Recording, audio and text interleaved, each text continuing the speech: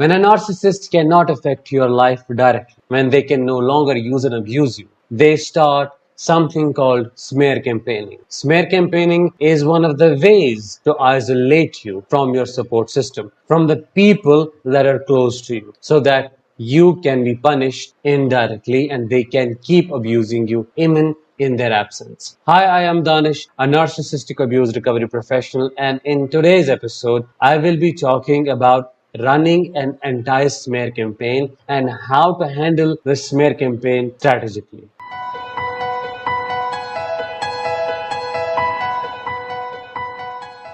When you try to find information on how to deal with a smear campaign, maybe you would find the advice like you should be focusing on yourself. You should trust yourself, and the people who deserve to be in your life would stay, and those who do not deserve to be in any kind of relationship with you would leave, and it would be a good riddance. While it is a good advice, it looks and seems impractical to me at the same time. Because on one hand, the narcissist is putting in efforts day and night to smear your name, to label you this and that and the other. And on the other hand, you cannot sit hand on hand, resting and just hoping that they would not be able to affect the most important relationships in your life. Instead, I have developed something different, something that helps you to strategically deal with smear campaigning. And it is called running an anti-smear campaign, which is probably similar to what a narcissist does, but opposite in many, many ways. Before I talk more about smear campaigning and running an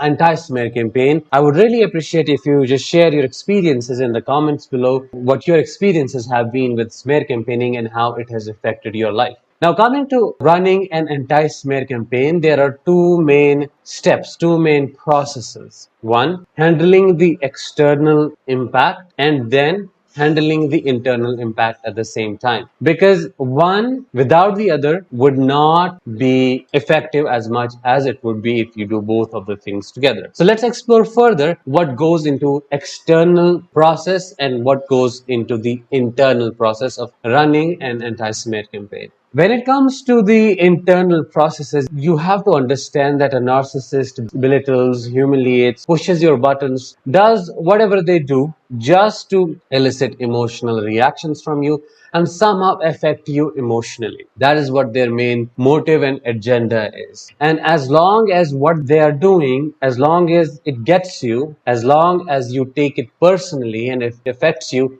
they win. So it is very important and crucial to understand that you have to work on your core wounds. You have to work on your insecurities. You have to work on your self-concept. You have to work on self-worth and self-esteem, and you have to build your confidence to the level where you know who you are and you do not get affected by what others have to say about who you are as a person. You should have it strong enough within that you know who you are and what you stand for. What others think about you wouldn't matter that much. That is what goes into the internal process, and that is what you have to thoroughly work on as you focus on the external process as well. Coming to the external process, and before I talk about that, make sure that you subscribe to the channel by pressing the subscribe button if you're watching this video on YouTube, and also make sure that you subscribe and follow if you're listening to this as a podcast. So coming to the external processes, when it comes to running an anti-smear campaign, what you need to do is you have to first recognize the potential relationships that are important to you that you do not want to lose. And you're afraid that the narcissist might reach out to those people and start smearing your name. These relationships should be the ones that you really want to save and you care about. Your sibling, your parent, your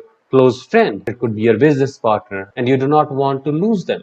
Or it could be your support group, support system, anything. It could be collective or individual. So what you would do is you would reach out after recognizing the relationships. You would reach out to these people, and this is something what you would say and explain. I really value our relationship and it's very important to my heart and I do not want to lose it, which is why I thought I should reach out and I should let you know about a potential danger to our relationship. And then you would go and explain something along the lines of, this is what I have experienced and this is what has been going on. That is what the narcissist has been doing. I am afraid that they would reach out and smear my name. When in fact the reality is, and you would explain it in a few points, not more than that, talking about how you were abused. Now, I just wanted you to know so that if they reach out, you already have the information of what they are doing, and that is why I reached out. And then you would attach a small post, some kind of information on smear campaigning so that they know what is going on. So that if the narcissist reaches out, they already are prepared for it. So then you would leave it up to them what they have to do and what they want to decide and what side they want to take and whose story they want to believe. So it definitely would filter many good friends. It would filter your friendships, your relationships, and would make you more realistic about who you should be trusting and who is trustworthy and who is a real friend or a real connection. So that is how you would approach this. Summing it up, you have to work on the internal core wounds, those insecurities. You have to process the traumas associated with the self-image, and you have to build up your self-concept, build up self-worth, work on self-esteem and self-confidence in combination as you start doing the external process, taking the step of reaching out to the potential relationships that you're afraid you might lose because of the smear campaigning, and then cover the ground and keep them prepared to fight back. That being said, there would be one question like what to do about those people who have already been smear campaigned and they have taken the narcissist side. Unfortunately, that is a loss. I do understand. But that is how it is right now, and there is no need of saving those relationships because no matter what you do, they have already been put in a trance of the narcissist, and that is what they believe. So let them be gone because they are gone now, and it's absolutely okay that you focus on what you have on the table and how much you can say. I hope I was able to help you understand how to deal with smear campaigning effectively and strategically. If it really helped you, make sure that you like this video, share it with your friends, and subscribe to this channel. I'll talk with you very soon. Till then, let the healing begin.